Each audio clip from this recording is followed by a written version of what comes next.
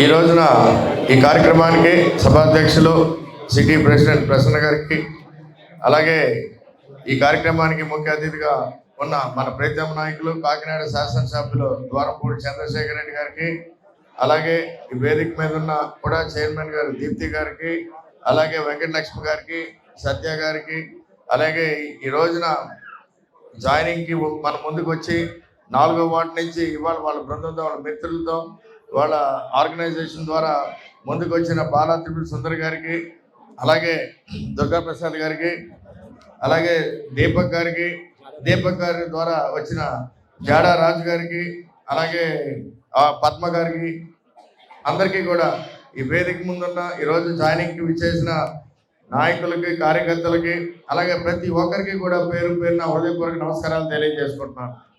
ఇవాళ చాలా శుభదినం. ముఖ్యంగా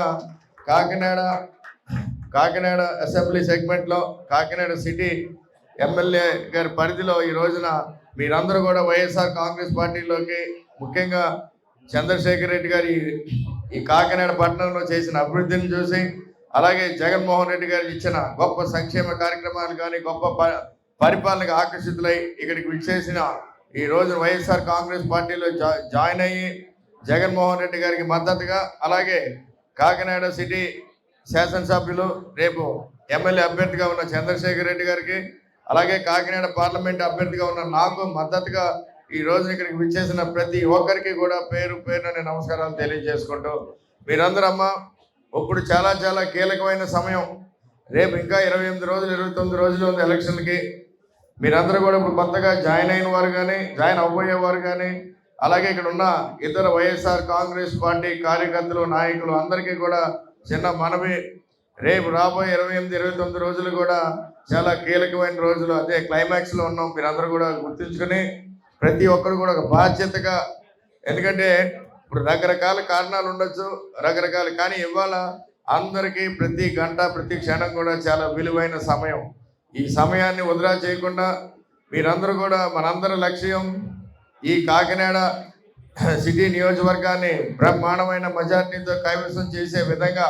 ఎందుకంటే అందరూ గుర్తుంచుకోవాలి, గడిచిన 4.5 సంవత్సరాల్లో 2 సంవత్సరాల కరోనా సమయంలో జగన్మోహన్ రెడ్డి గారి ఆలోచన విధంగా వాలంటీర్ వ్యవస్థ ద్వారా కరోనాని రాష్ట్రంలో కాదు దేశంలో కూడా ఎక్కడా జరగని విధంగా, దేశంలో ఈ రాష్ట్రంలోనే మన జగన్మోహన్ రెడ్డి గారు ఏ విధంగా ప్రతి గడపని ఆదుకున్నారో కూడా ఇదంతా కూడా గుర్తు చేయాలి. అలాగే ఆ తర్వాత 3.5 సంవత్సరాలు ఆయన చేసిన 3 సంవత్సరాల పరిపాలనలో కూడా ఎంత గొప్పగా ఈ రాష్ట్రంలో ప్రతి పేదవాడిని ఆదుకునే విధంగా డైరెక్ట్గా వాలంటీర్ వ్యవస్థ ద్వారా పెన్షన్ అయితే కానీ ఇతర సంక్షేమ కార్యక్రమాలు ఏ విధంగా అందించారో కూడా మీరందరూ కూడా గుర్తు చేసుకోవాలి.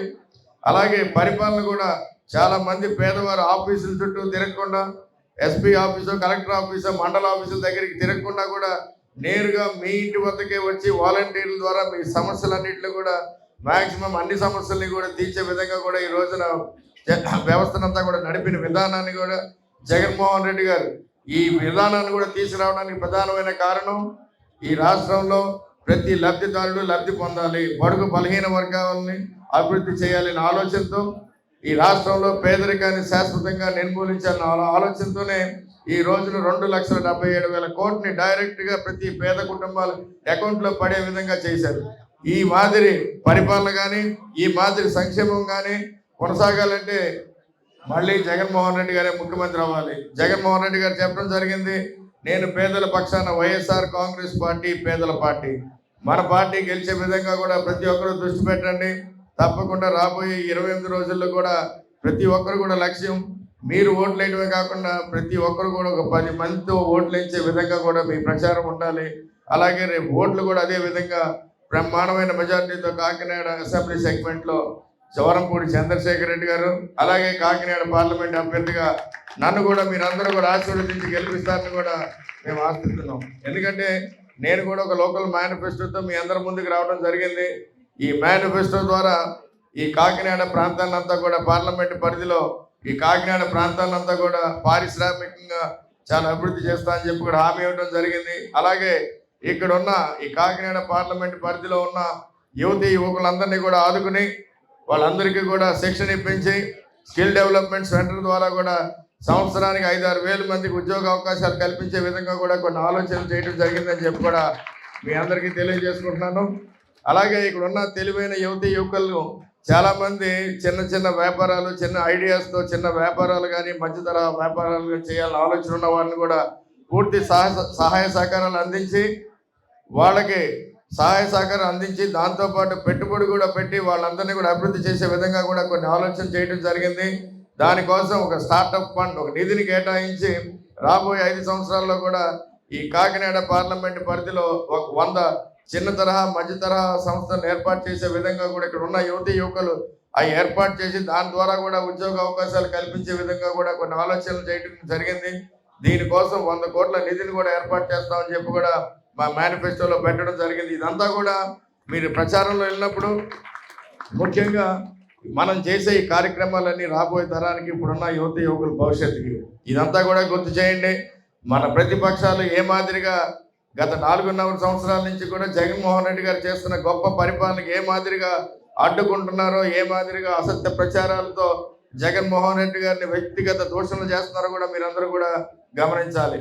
ఇవన్నీ కూడా తిప్పికొట్టే సమయం ఈ రోజున. గత 4.5 సంవత్సరాలుగా ఎప్పుడు కూడా ఆయన దేనికి కూడా వణుకు దణుకు లేకుండా వాలంటీర్ వ్యవస్థ అయితే కానీ ప్రతి సంక్షేమ కార్యక్రమాన్ని కూడా ప్రతి గడపగా అందించిన ఘనత జగన్మోహన్ రెడ్డి గారు.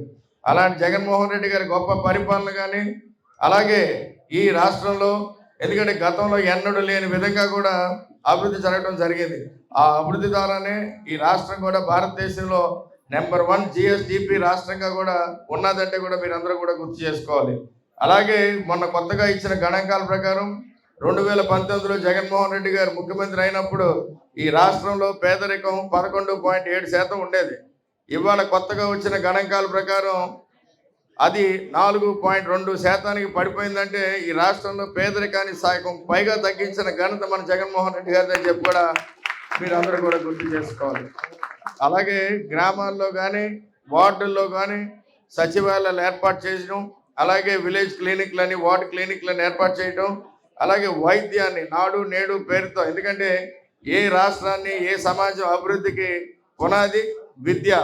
ఆ విద్యని అంటే ప్రైవేట్ సంస్థలతో ధీటుగా ఆ విద్యని ప్రతి పేద కుటుంబానికి అందించే విధంగా కూడా ఈరోజు జగన్మోహన్ రెడ్డి గారు ఆలోచన చేసి నాడు నేడు పేరుతో స్కూల్స్ అన్నీ కూడా అభివృద్ధి చేయడం జరిగింది.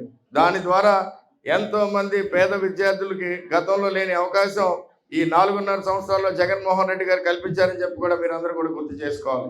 ఇన్ని గొప్ప ఆలోచనలతో, ఎందుకంటే సమాజంలో సమానత్వం రావాలంటే ఆర్థికంగా అన్ని కులాలు కూడా అభివృద్ధి చెందే విధంగా కూడా జగన్మోహన్ రెడ్డి గారు ఆలోచన చేసి ఈ రోజున ఈ కార్యక్రమాలన్నీ కూడా పెట్టడం జరిగిందని చెప్పి కూడా మీరు అందరూ గుర్తు చేసుకోవాలి.